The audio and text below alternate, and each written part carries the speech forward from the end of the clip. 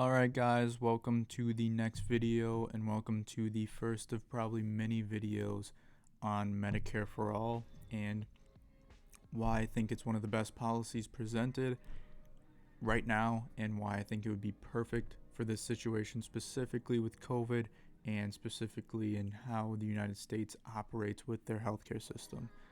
So to jump in, you got to know some basic facts. This one's by the cmf.gov. In 2018, we spent $11,000 per person in the United States on healthcare costs. So that just takes the overall spending on healthcare and averages it out toward it to each person. So on average, you had $11,000 per person spent on healthcare, and that number might not mean a lot because it's relative. And when you look at the relation to other countries, this is what it looks like. So we look at a graph of how the US compares to every other country. So it's PPP adjusted. That means price purchasing power. So this is if every country had the same currency and we could see how much the United States spends comparative. So yeah, you can see how we spend more than Norway, Switzerland, Canada, Netherlands, and probably 3 times more than Japan. And this is with not covering all of our citizens fully, where every other country is universal. They have everyone covered, and I believe every single country here is single payer, so they have only one payer, which is the government. In the United States, we have thousands of people paying, millions of people paying, sorry. All right, and on to the next thing that I think everyone needs to know is how much we spend yearly on healthcare. And this is an analysis done by the U.S. Federal Actuaries, and it shows that $3.6 trillion was spent on healthcare in 2018. And how I'm going to use this number is I'm going to look at the 10-year spread of it. So over the next 10 years, I'm being very lenient and I'm saying 36.5 trillion over the next 10 years is what we're going to be spending on healthcare. We're probably going to spend a lot more because I'm not accounting for inflation and I'm not accounting for the average increase to healthcare costs per year that we've been seeing since around the late 90s. But this number is going to be very important when it comes to comparing it to Medicare for All.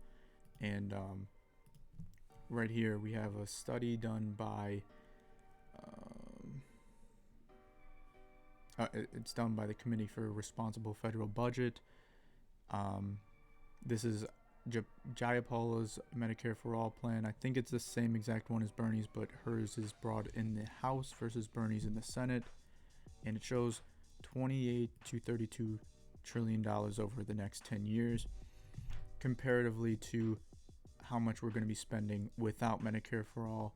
And this again is overall cost because this covers everything and everyone. So $32 trillion when covering everyone fully versus $36 trillion when you're not covering around 30 million Americans and you're not covering everyone fully.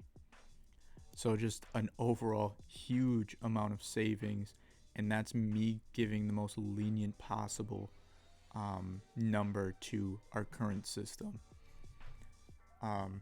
There are more studies on how much Medicare for All would cost. Groups like the Mercatus Center also found that Bernie's plan would save money. Again, you have that $32 trillion right.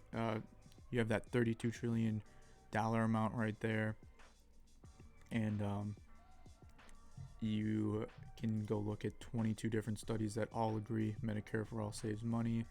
There's a study done by the Heritage Foundation, which is another right-wing think tank. They still found it saves money compared to our current system. So on the costs, it saves money because I hear, how are you going to pay for it? How are you going to pay for it? It's pretty simple. This is how you pay for it. There is an employer tax. So this is an employee tax on 4% of the household income greater than $29,000. and you can just see how much you will pay compared to your income. This doesn't include the employer tax, which I believe is 2.5% of all wages over $1 million. I think it should be around $3 million, but I believe that number was drawn back due to the increased cost of healthcare overall. And all right, on to the next big point of Medicare for All is care. You might be looking at the numbers I just presented and you might be like, okay, we spend more, whatever. We get better care in the United States.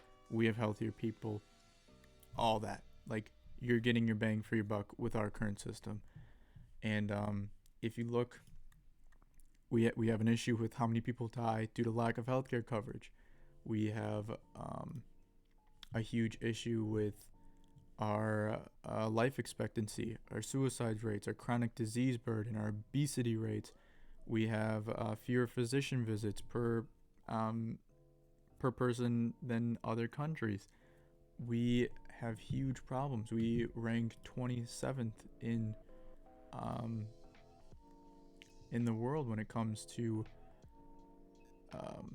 our health metrics, and this was done by the University of Washington. We rank 7 out of 7 when it comes to the Commonwealth Fund. The World Health Organization ranks us around 32nd when compared to all other countries. We are ranking low. We have huge amounts of death due to lack of healthcare coverage. When you look at the 45,000 people who die each year because they lack healthcare coverage, and you compare that to other countries, you can't, because other countries don't have that number. They don't have people dying because they don't have healthcare coverage. They have all their people fully covered and for less of the price tag. So when you look at care in the United States, we're getting substantially worse care for 2 to 3 times the price. And I mean, you can look at the Commonwealth funds, you can look at all these studies that go into why we're doing so poorly in the care department. Under Medicare for All, we wouldn't have 45,000 people die because they lack healthcare coverage, because everyone would be covered. I mean, a lot of these things we would just get better in. We don't have enough physicians.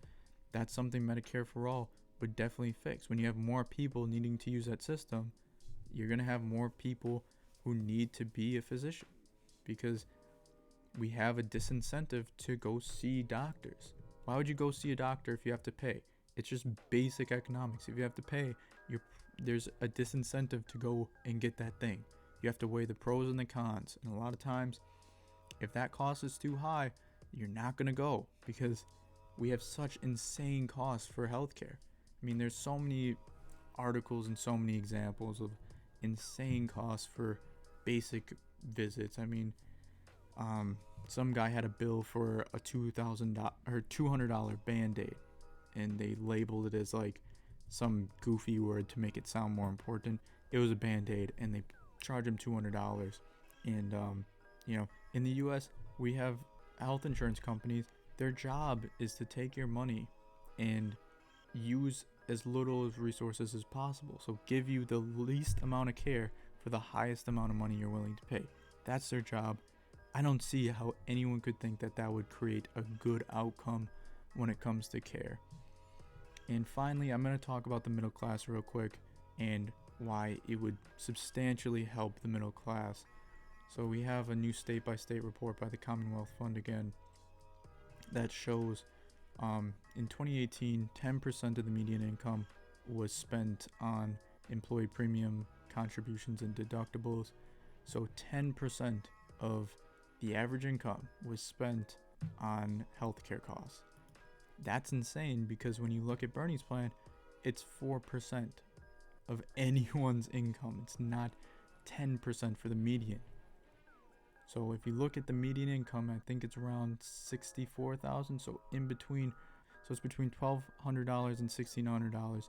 In between there, that's how much you're spending yearly on healthcare costs. that brings down the average of $11,000 to this. I mean, the people who are going to be paying the average are making $300,000 each year. They're still saving money on average. These people will pay more, but I think you have some money to spare when you're making $500,000 each year. And I mean, this would just greatly help the middle class because you're saving a huge amount of money on healthcare costs, and that doesn't even include how much money you'd make because of the increase to your wages, because under Bernie's plan, employers cannot pocket that money that they would have spent on healthcare costs. They can't pocket it. They have to distribute that to their employees. So if they were taking however much money out of your wages to pay for that employee healthcare plan, they would have to give that money back and put it directly into your wages. So you're getting a wage increase right off the bat, and then still saving money with Bernie's plan when you're paying for taxes. And a lot of people seem to think that you're going to be paying this tax along with the insurance you're paying right now. You're not. You're not paying any premiums, you're not paying any deductibles, you're not paying any more co-payments, no out-of-pocket costs. It is this number each year. That's it. Nothing else. And I hope this video kind of just does the basics, because I'm going to do longer videos and more videos on really deep diving into Medicare for All and why it's a great plan for the middle class specifically. And oh my god, did I spell middle wrong? My bad, y'all. But yeah, so I'll definitely get into more specifics and stuff like that. If you guys have any comments or any questions, comment down below, and I can definitely try and answer them.